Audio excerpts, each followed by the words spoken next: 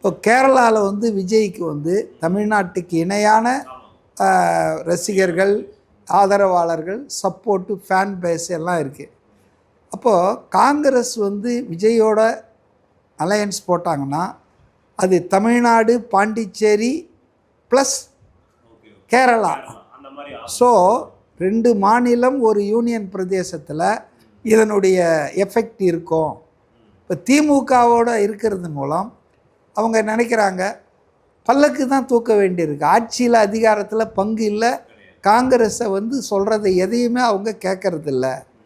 அதனால் வந்து எம்எல்ஏ சீட்டும் அவங்க எண்ணிக்கையை குறைக்கிறதுல இருக்காங்க. இங்கே போனால் தாவேக்கால நம்ம கணிசமாக உயர்த்தி வாங்கலாம். இப்போ 25னா அது 50 கூட வாங்கலாம், 60 கூட வாங்கலாம்.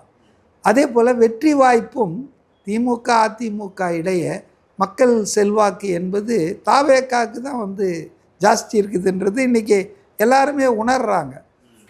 ஏன் இன்றைக்கி தாவேக்கா வந்து இன்றைக்கி குறிவைக்கப்படுகிறது, நாலா பக்கத்துலேருந்து ஏன் அதுக்கு அட்டாக் வருதுன்னு சொன்னால், because it is emerging as a important political player, political பார்ட்டியாக வந்துட்டுருக்கு. ஒரு மக்களால் விரும்பக்கூடிய முதலமைச்சர் வேட்பாளராக விஜய் வந்து இன்றைக்கி எல்லா சர்வேலையும் முதல் இடத்துல வந்துட்டுருக்கிறார்.